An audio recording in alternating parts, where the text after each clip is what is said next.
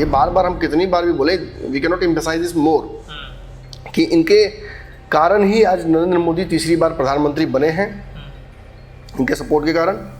और इसमें 5 एक ऐसी पार्टी भी सहयोग करी, सांसद जो एनडीए का हिस्सा कुछ दिनों पहले तक नहीं थी। सबको यही लग रहा है कि नीतीश कुमार फिर भाग जाएंगे, सबको ऐसा लग रहा है कि नीतीश कुमार एक बार फिर से एनडीए छोड़ देंगे। देखिए, नीतीश ने इससे पहले भी एनडीए छोड़ा है, नीतीश कोई पहली बार एनडीए नहीं छोड़ रहे हैं, या ये बयान नीतीश कुमार के नहीं है, लेकिन उनकी पार्टी के लोग दे रहे हैं तो उनके माथे पर ये आएगा। बिल्कुल। तो नीतीश जहाँ सरकार चला रहे हैं वहीं इन बयानों का एक अपना इकोसिस्टम है, इन बयानों का एक अलग ही मतलब डेरिवेटिव निकलता है। किसी यहाँ सोचो के बयान से लगता है कि नीतीश कुमार कोई नया फैसला ले सकते हैं, वही देवेश चंद्र ठाकुर के बयान से लगता है कि वर्तमान अरेंजमेंट में बहुत खुश नहीं है। नीतीश कुमार आधी सीटों पर मानेंगे, 243 तो 120 मांगेंगे नीतीश कुमार। 130 सीटों की चर्चा है कि नीतीश 130 बोल रहे हैं, 138-40 पे तो लीड किए हैं इस बार, मतलब विधानसभा लोकसभा चुनाव में विधानसभा भाई, तो उस आधार पर तो वो मांगबे करेंगे और जायज भी उनका मांगना। तो भाजपा क्या 20-30 सीटों, 40 सीटों, 50 सीटों पर लड़ेगी अपने, लेकिन लोजपा को अगर 2-3 सीटों की आवश्यकता है तो वो भाजपा को एकोमोडेट करना ही होगा। नीतीश और चिराग को एक साथ ही एक पलड़े में रखना पड़ेगा भाजपा को। तो यही तो सवाल खड़ा होता है कि is BJP ready to make that sacrifice.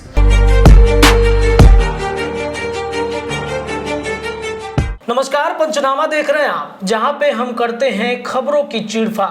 खबर की चीरफाड़ एक बार फिर आप सभी दर्शकों के बीच होगी।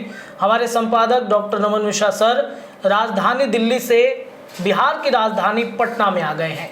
बिहार में पिछले एक हफ्ते में जो राजनीतिक उठापटक मची थी, इसकी शुरुआत कहां से हुई? नीतीश कुमार और तेजस्वी यादव की मुलाकात, और इसके बाद से अचानक से दिल्ली से पटना, पटना से दिल्ली बड़े नेताओं का दौरा शुरू हो जाता है। राजधानी दिल्ली में क्या चल रहा है? जेपी नड्डा को भेजा जाता है बिहार में ये भांपने के लिए कि जाइए थर्मामीटर से नाप के आइए कि क्या चल रहा है नीतीश के मन में। क्या एक बार फिर से नीतीश कुमार वही पैटर्न पे काम कर रहे हैं जो 2022 में हुआ था? अमित शाह से बात तो एक रात पहले करते हैं कि सब कुछ ठीक है, लेकिन अचानक से नीतीश कुमार अगले दिन पलट जाते हैं। क्या वाकई में कुछ ऐसा ही करने वाले हैं क्या? हालांकि नीतीश कुमार ने मंच से ऐलान कर दिया कि नहीं, 2 बार गलती हमने कर दिया है, इस बार गलती नहीं करेंगे, इस बार जहां है हम वहीं पर रहेंगे। तो आखिरकार नीतीश कुमार के ये बयान और नीतीश तेजस्वी का मिलना क्या एक बार फिर से एनडीए गठबंधन को आईसीयू में भर्ती कर देता है?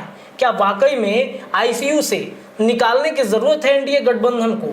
कौन निकालेगा? क्या हो सकता है? नीतीश कुमार के ये बयान एक बार फिर से चर्चा में है, और इस बयान के जो मायने हैं कि एनडीए गठबंधन आईसीयू में है। सर, एनडीए गठबंधन में जो चर्चा चल रहा है कि नीतीश अचानक से पलटने वाले हैं, ये गठबंधन आईसीयू में चला गया है, अब तो सब ठीक है, नीतीश ने तो कह दिया है कि हम कहीं जाने वाले नहीं हैं, तो आईसीयू से तो बच गया ना, मतलब इमरजेंसी केस तो नहीं है एनडीए के लिए।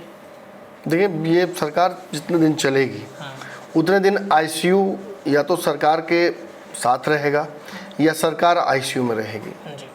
नहीं होता कि देखिएगा कि कोई बड़ा अगर ऑफिसर या फिर सीएम का काफिला जाता है तो देखिएगा उसमें पीछे पीछे वो एम्बुलेंस भी जाता है। जी।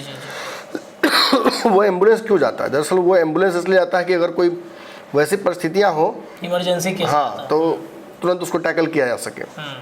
भाई वीवीआईपी है, ये सरकार ही वीवीआईपी है। केंद्र में जो सरकार बनी हुई है उसमें नायडू, नीतीश बहुत महत्वपूर्ण है। ये बार बार हम कितनी बार भी बोले, we can not emphasize this more, कि इनके कारण ही आज नरेंद्र मोदी तीसरी बार प्रधानमंत्री बने हैं, इनके सपोर्ट के कारण। और इसमें 5 एक ऐसी पार्टी भी सहयोग करी, सांसद जो एनडीए का हिस्सा कुछ दिनों पहले तक नहीं थी, जो एक फिर एनडीए का हिस्सा बनी है, चिराग पासवान की पार्टी, और उसने भी 5 सांसद कंट्रीब्यूट किए हैं। आपने देखा हाल ही में एक बड़ा एपिसोड हुआ, चिराग पासवान वर्सेस बीजेपी, एक बहुत बड़ा एपिसोड था वो। कई मुद्दों पर लगातार दोनों के बीच विवाद हुआ, इतना खींचतान हुआ, कई नेताओं के विकेट गिराए गए, फिर अंत में जाकर कुछ हद तक कहा जा सकता है कि दोनों के बीच में एक न्यूट्रल इन्वायरमेंट तैयार हुआ है। मैं नहीं करूँगा पुराना मोहब्बत फिर से वापस आ गया दोनों के बीच में, नहीं, they are in a mutually neutral agreement. लेकिन इसका मतलब ये नहीं कि आगे भी ऐसा परिस्थितियाँ नहीं बन सकती हैं। देखिए बिल्कुल बनेगी। एनडीए में सीट बंटवारा बिहार में होना है, कई राज्यों में चुनाव हो रहा है।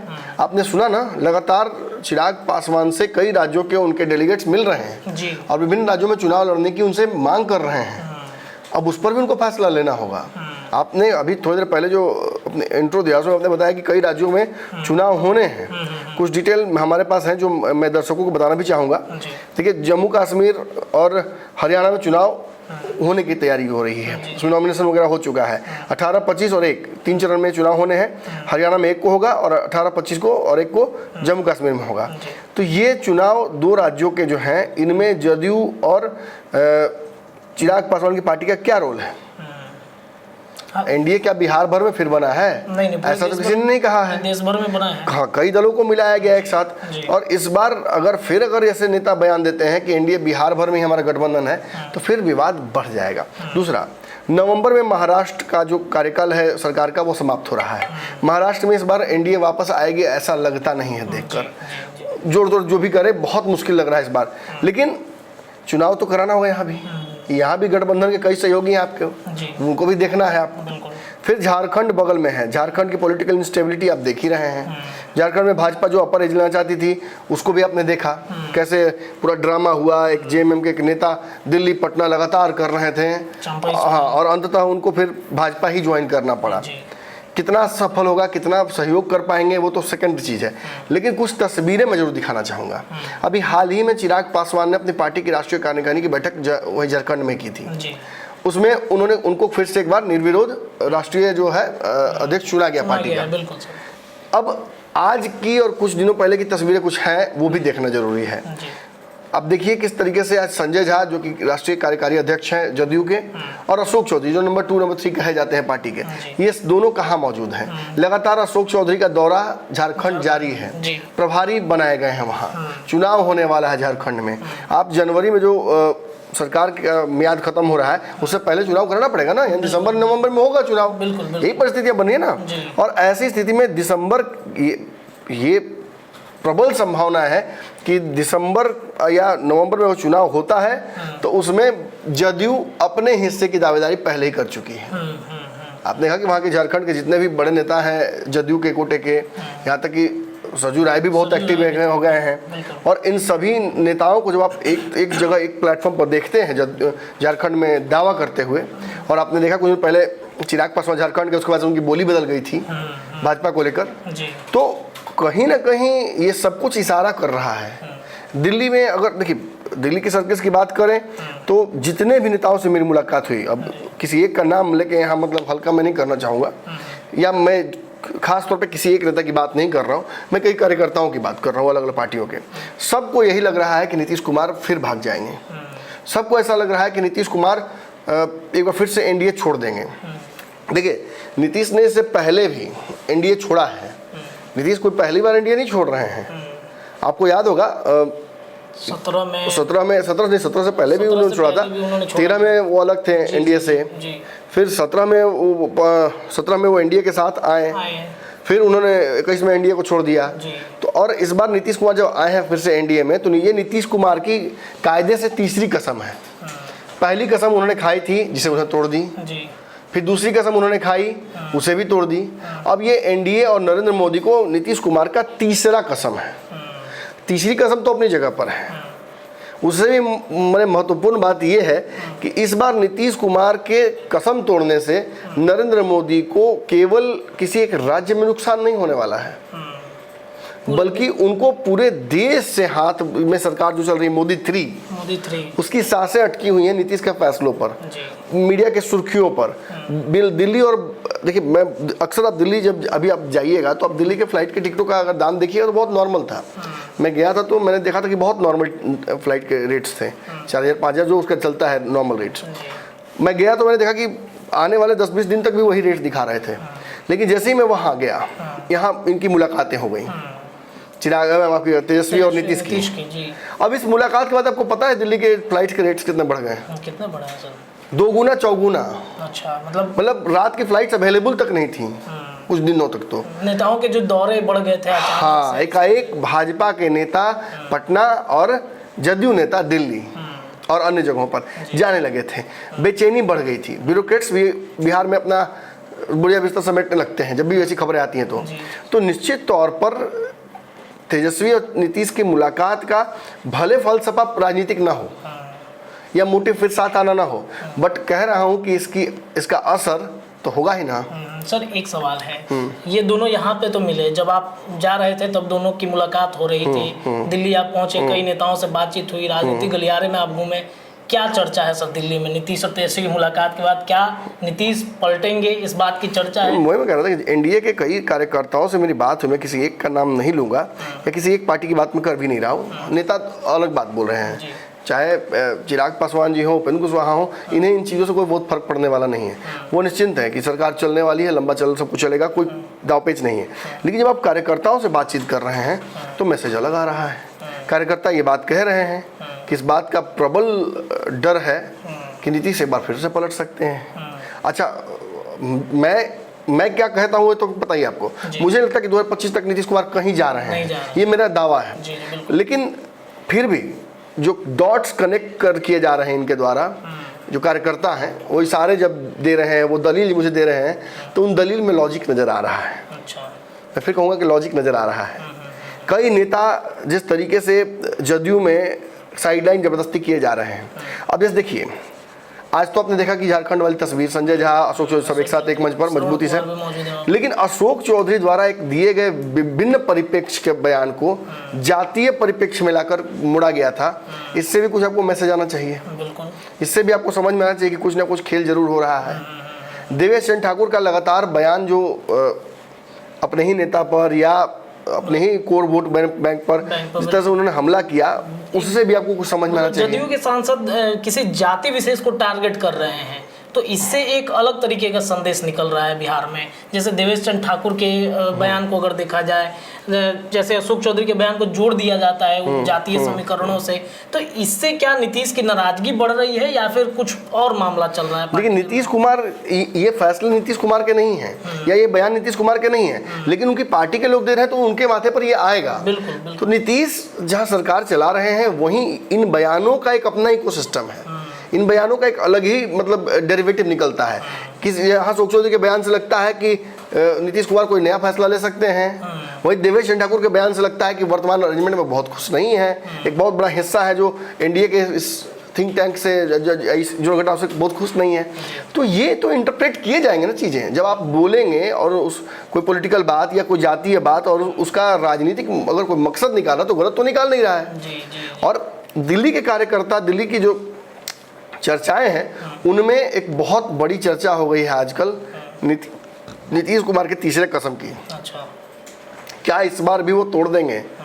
ये अगर उनकी पार्टी के ही कुछ नेताओं की बात मैं कर दूं जो दिल्ली और पटना की राजनीति को समझते हैं, आते जाते भी रहते हैं, उनमें से कई लोगों को ऐसा लगता है कि नीतीश कुमार किसी वक्त मन बना सकते हैं। अच्छा, मतलब किसी वक्त उनको जाना हो सकता है। हाँ, वो ऐसा नहीं है कि मतलब उन्होंने कसम खा लिया कि भाजपा के साथ ही आजीवन रहना है। इसका एक बहुत बड़ा कारण है, कारण समझ लीजिए, जो लॉजिक दिया जा रहा है। हम जरूरी नहीं कि मैं इससे इत्तेफाक रखता हूँ, लेकिन चूंकि बातें हैं तो बातें सामने रखनी पड़ेंगी। ये चर्चाएं हैं तो इन चर्चाओं में लॉजिक हमें खोजना पड़ेगा।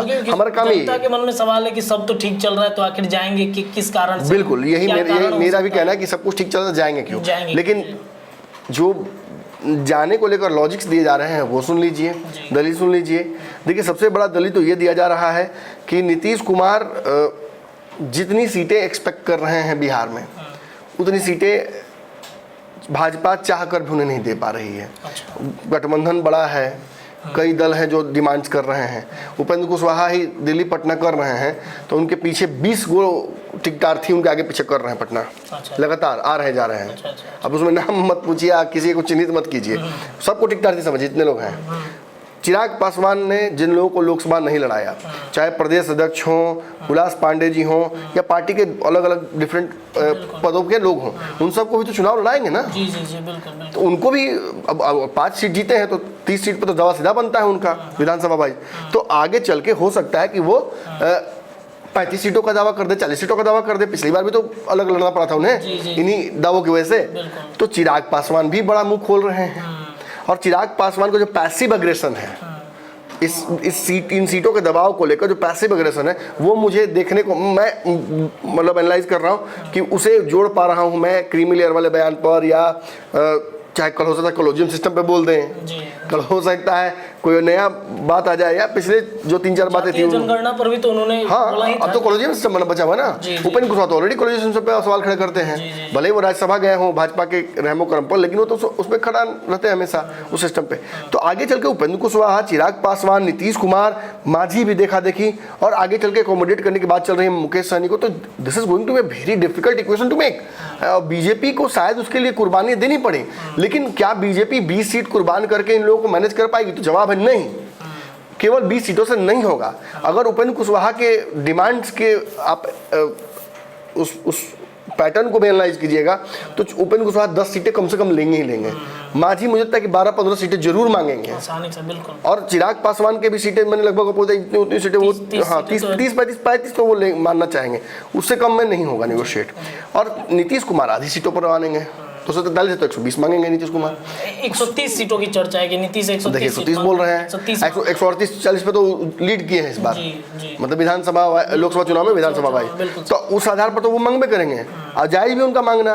तो भाजपा क्या 20-30 सीटों, 40 सीटों, 50 सीटों पर लड़ेगी अपने? ये संभव नहीं है। इसीलिए मुझे लगता है कि नीतीश कुमार ये सोच कर, अगर भाजपा सीट शेयरिंग में डिले करेगी या भाजपा बैकफुट पे जाएगी, तो नीतीश के लिए रास्ता खुल जाएगा, क्योंकि तेजस्वी के पास जाने पर सीधे तेजस्वी यादव नीतीश कुमार को 120-30 सीटें दे देंगे जो उनको चाहिए, बिना किसी नेगोशिएशन के। और भाजपा का परिस्थिति फिर 2015 जैसा हो जाएगा, कितना भी भाजपा हाथ पांव मार ले। तो नीतीश के पास ये ऑफर हमेशा है। दूसरी बात, आप देखिएगा कि अगर नरेंद्र मोदी इस बार कमजोर होते हैं प्रधानमंत्री के तौर पर, चूंकि सरकार समर्थन खींच लेंगे नीतीश कुमार, अगर ऐसा होता है, ऐसा कुछ होता है तो सीटों को लेकर तो बिहार के अंदर दोनों गड़बड़ा जाएगा। हालांकि नीतीश कुमार मुझे लगता है कि बिहार में कुछ और करना चाहेंगे, केंद्र में कुछ और करना चाहेंगे, वो करेंगे कुछ खेल, वो अलग मतलब चुनाव तक अपना माहौल अलग करके रहेंगे कि मैं अलग हूँ भाई, ये लोग अलग हैं, हम बाहर समर्थन करते हैं, ये खेल करना चाहेंगे अगर उनको कुछ करना हो तो। लेकिन at the end of the day Nitish Kumar बहुत पिवटल रोल में है। नीतीश के साथ साथ मुझे लगता है कि चिराग पासवान को भी नीतीश कुमार अपने पाले में करने में बहुत हद तक सफल हो जाएंगे, मुझे ऐसा लगता है। अब आप उसको शांभवी चौधरी, अशोक चौधरी जोड़ कर देखिए, या नीतीश कुमार और चिराग पासवान की मुलाकातों के सहजता से सोचिए। शांभवी चौधरी को खींच के नहीं, मैंने कह दिया वो, मैं उसमें डिटेल्स में नहीं पढ़ने जा रहा हूँ। या तो अशोक चौधरी कारण हो जाए, शांभवी चौधरी कारण हो जाए, या चिराग पासवान खुद कारण हो। नीतीश कुमार की बार-बार मुलाकातें, नीतीश कुमार द्वारा उनकी मांगे सुनना, नीतीश कुमार उनको समय देना, पुरानी जो लड़ाई उसको खत्म करना, तो it could be anything. But again Chirag, मुझे लगता है कि भाजपा से अगर सीटों का समीकरण की बात आएगी तो बेटर नीतीश कुमार से प्रेफर करेंगे साथ में रहना विधानसभा में। और इसके बाद आप देखिएगा कि बाकी सभी दलों के आप जो देखिएगा, आप विभक्त जाते हैं दल, उनके समीकरण को भी, सीटों को जो आप जोड़ते हैं तो बहुत पॉसिबिलिटी नहीं बच रही है। तो बीजेपी करेगी क्या? और नीतीश कुमार यदि स्विच करते हैं तो एक तो बड़ा फायदा उनको ऐसे होगा कि सीटें उनकी बढ़ जाएंगी।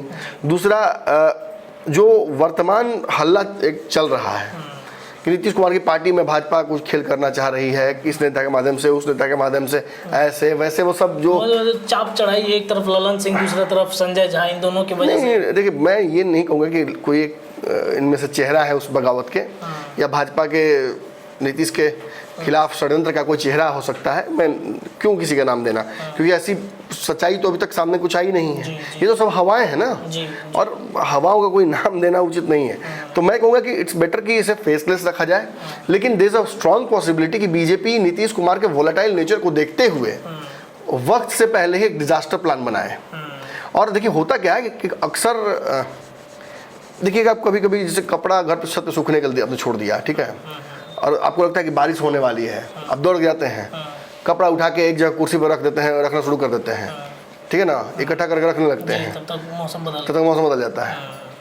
तो ऐसा भी तो हो सकता है कि यहाँ जो डर हो कि शेर आया, शेर आया ही ना हो, या शेर हो ही ना जंगल में, और डर के मारे आप जाके धूप में कपड़ा उठा के लेके आए, कपड़ा उठा के एक जगह रखें, फिर गंदा हो गया, फिर उठा के पीछे, फिर जाके लगा लटकाइए।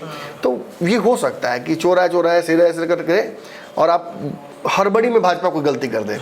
तो ये पूरा का पूरा जो कहा जाता है बैकफुट वाला पोजीशन है, वो तो बीजेपी का है। और नीतीश कुमार इस पोजीशन को, मैं बार बार कह रहा हूँ, Nitish will not lose this vintage point. वो इस एडवांटेज पॉइंट को लूज नहीं करना चाहेंगे। अगर यहाँ से नीतीश कुमार अगर भाजपा पर दबाव डालना चाहेंगे तो सहयोगी दलों के माध्यम से भी बना सकते हैं, अपने किसी नेता के माध्यम से बना सकते हैं, पैसिवली बना सकते हैं, मतलब अग्रेसिवली बनाने की जरूरत नहीं पड़ेगी नीतीश कुमार को। और रही बात सीटों के समीकरण की, तो दिल्ली में कम से कम 2 दर्जन नेता ऐसे हैं जो टिकटों के लिए लगातार अभी से ही माथा दुखवाना शुरू कर दिया एक दूसरे का। और नीतीश का अगला जो और बड़ा मोटिवेशन है वो मुझे साफ दिख रहा है, दैट इज, जो कि मैंने पहले भी कहा, झारखंड का चुनाव।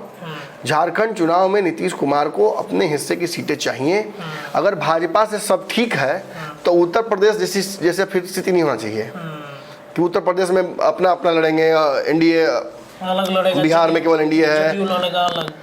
हाँ, ये बड़ा पॉइंटर होगा। मैंने लास्ट भी जाते समय पंचनामा में आपको मैं बोल के गया था कि हमारा झारखंड चुनाव पर नजर होना चाहिए, क्योंकि अगर वहाँ सीटों का बंटवारा भाजपा ने कर दिया और उसमें कॉम्पिटिशन कर दी, देखिए केवल जदयू को दे देंगे तो भी नहीं चलेगा, बात समझिए। चिराग लेंगे ही लेंगे, ये तय है। 26 सीट पर दावा किया, 26 लोजपा 26 सीट पर दावा किया, वो अलग बात है, लेकिन लोजपा को अगर 2-3 सीटों की आवश्यकता है तो वो भाजपा को एकोमोडेट करना ही होगा। नीतीश और चिराग को एक साथ ही एक पलड़े में रखना पड़ेगा भाजपा को। तो यही तो सवाल खड़ा होता है कि is BJP ready to make that sacrifice? क्या बीजेपी झारखंड में अपने हिस्से की सीटें छोड़ेगी? और अगर देखिए इसका कास्केडिंग इफेक्ट भी हो सकता है, अगर भाजपा यहाँ दबाव में सीटें दे देगी झारखंड में इन सहयोगियों को, तो फिर ये बाकी राज्यों में भी मांगेंगे। महाराष्ट्र है, फिर महाराष्ट्र छोड़ी ना, महाराष्ट्र तो अपनी जगह पर है, महाराष्ट्र में 100 से कम में मांगे। बिहार में फिर क्या होगा? बिहार में जो इनकी डिमांड्स हैं उन डिमांड्स को तो पूरा करने के लिए दबाव बनाएंगे ना फिर, और उसके बाद आप उस बैकफुट पे रहेंगे जहाँ से, या नहीं, कभी कभी जब बॉलर अपने रिदम में होता है तो शॉर्ट पिच या यॉर्कर मारकर आपको बैकफुट पे कर देता है, और बैकफुट पे खेलते खेलते खेलते आपसे कहीं गलती हो जाती है और आप बोल्ड हो जाते हैं। तो it's all about playing with the fear of BJP. Bhajpa के डर कि नीतीश चले जाएंगे, सरकार गिर जाएगी, इस डर पर ही खेलते जा रहे हैं लोग। सर एक सवाल है, क्या जदयू में चिराग पासवान में ये डील हो गया है कि दोनों हर राज्यों में हम चुनाव के समय टिकट मांगेंगे? चाहे जम्मू कश्मीर में तो चिराग ने कह दिया कि बीजेपी का समर्थन हम कर रहे हैं, एनडीए का समर्थन कर रहे हैं। झारखंड के अलावा इस अगर देखा जाए तो उधर बाकी नॉर्थ ईस्ट की कुछ जगह की सीटें हैं जिस पर चिराग दावा करते हैं कि वहाँ पे संगठन हम विस्तार करने जा रहे हैं आने वाले कुछ समय में। हमने ही सवाल किया था तो उन्होंने कहा कि नॉर्थ ईस्ट में हम संगठन विस्तार करने जा रहे हैं। तो क्या इन दोनों के बीच डील हो गया है? जदयू का भी नॉर्थ ईस्ट में है सर सीट कुछ, तो इन दोनों के बीजेपी से दबाव डलवाकर बाकी राज्यों में सीट मांगेंगे? देखिए, जदयू तो पिछली बार नॉर्थ ईस्ट में भाजपा के हाथों बहुत झेली है, और आपको याद होगा यही केसी त्यागी हैं जो अब पार्टी में इस्तीफा जिन्होंने दिया महत्वपूर्ण पद से, उन्होंने कहा था this is an act of enmity, दुश्मनी भरा व्यवहार है ये। तो भाई एक तरफ आप चुनाव लड़ने की बात अलग अलग राज्यों में करते हैं और आप कहते हैं उस समय कि एनडीए का गठबंधन केवल बिहार तक सीमित है हमारा, और आप फिर बाहर राज्यों में जीतते हैं। जैसे अरुणाचल के सारे विधायक को तोड़कर भाजपा लेके चली गई थी जदयू के, वही हुआ था एक और जगह पर। तो भाजपा को आप खुद ही कह रहे हैं कि हमारा गठबंधन बस इसी राज्य में है, तो बाकी राज्यों में भाजपा अगर आपको खा जाएगी या आपके विधायक को तोड़ कर ले चली जाएगी तो वो भाजपा टेक्निकली कोई गलती नहीं कर रही है। हाँ, अब मैं जरूर ये कहूँगा कि पिछली बार चूंकि इसी वजह से रिश्ते खराब हुए थे, तो अब ऐसा बयान जदयू भी नहीं देगा, और मुझे लगता है कि भाजपा भी इन बयानों को सुनने के लिए रेडी नहीं है कि हमारा गठबंधन यहाँ के बाहर नहीं है। हाँ, चिराग पासवान जैसे जम्मू कश्मीर में उनका इंटरेस्ट नहीं है, वो जानते हैं कि वहाँ कोई फ़ायदा नहीं है, एक डिफ़िकल्ट इलेक्शन है जम्मू कश्मीर का और उस पेज में पढ़ने की जरूरत नहीं है, तो उन्होंने वहाँ छोड़ दिया। But again Chirag Paswan will not make the same sacrifice in Jharkhand और मुझे लगता है कि नॉर्थ ईस्ट स्टेट्स, तो जहाँ उनका संगठन बहुत मजबूत है भी, चिराग का मैंने देखा है उनके लोग वहाँ एक्टिव है। तो भाजपा को ही लगातार सेक्रीफाइसेस देने होंगे इस गठबंधन को बचाए रखने के लिए। 5 साल 5 साल भोकाल, 5 साल भोकाल ये चलता रहेगा नीतीश कुमार का। अगर भाजपा को सरकार चलानी है तो भाजपा को इन चीज़ों के लिए तैयार रहना होगा। और दिल्ली की सियासी सर्किटों में जो हल्ला चलता है, देखिए अक्सर उस हल्ला से मैं अपना विश्लेषण नहीं बनाता हूँ। मैं आपको फिर दावे के साथ कहता हूँ कि झारखंड चुनाव हो या कोई भी चुनाव हो, आपको लड़ाई तो लगेगा कि तलवारें निकल जाएंगी, लेकिन अंततः सब कुछ मैनेज हो जाना है। इसमें खून खराबा राजनीतिक नहीं होने वाला है। हाँ, मतलब इस बार आईसीयू में जाए तो बीजेपी खुद को उबार सकती है। ये पहली बार नहीं ना है, नीतीश और भाजपा के बीच 3 बार रिश्ते टूट चुके हैं और चौथी बार फिर भी एक साथ आए हैं। इसीलिए नीतीश कुमार ने एक सार्वजनिक सभा का उपयोग करके ये कहा, एक तरफ दबाव भी बन रहा है, एक तरफ बड़े नेता कह भी रहे हैं, जैसे कैसे गाँव देहात में आपका लड़ाई होता है गोतिया से, तो बाबूजी कहते हैं नया कोई लड़ाई नहीं होगा, चौपटों पर घर भागो, और उसी में आप उल्टा चलाते हैं, उसी में आप देते एक थप्पड़ किसी को, तो बाबूजी आपको पीछे पीछे चल हटो हटो यहाँ से, क्या सब लड़ाई करता है, खाली घर में भगाते हैं, मारने वाला मार दिया, अपना काम कर दिया। तो हो सकता है ऐसे ही कोई छोटा नेता उठे या कुछ बोल के भाजपा को आदेश से एक थप्पड़ मार कर निकल जाए, फिर को आप डांट के नीतीश कुमार ये सब नहीं होगा, चलिए हमारा गठबंधन बनेगा, जब रहेगा, कोई दिक्कत नहीं है। 2 बार गलती हो गई, अब नहीं होगा। हाँ 3 बार हो गया गलती, 3 बार गलती हो गया, 3 बार हो सकता है, तीसरी बार हो सकता है कि 2 बार हम इधर से उधर कर चुके हैं, लेकिन अब नहीं करेंगे, अब नहीं। अब ये बताइए कि तीसरी कसम के वादे का भरोसा आप कीजिएगा? नहीं, बिल्कुल भरोसा नहीं। नीतीश कुमार की रणनीति को अगर आप बीजेपी होते तो आप भरोसा नहीं करते। जी, तो इसलिए बेटर है कि भरोसा, चूंकि केंद्र की सरकार की बात आ गई है ना, यहाँ पर भरोसा मजबूरी में भी करना पड़ेगा मोदी को, यही बात है। चलिए देखिए, तो बीजेपी जो है वो इस बार कमर कस लिया है कि नीतीश कुमार को कैसे भी पकड़ के रखना है। नीतीश जो डिमांड करते हैं थोड़ा सा मैनेज करके इस डिमांड को पूरा रखना होगा, नहीं तो वाकई में सरकार खतरे में आ सकती है। आज के पंचनामा के चीरफाड़ में इतना ही, लेकिन अब से लगातार चीरफाड़ हम करते रहेंगे। जुड़े रहिए अपने चैनल के साथ, अपनी राय रखिए। बहुत बहुत धन्यवाद।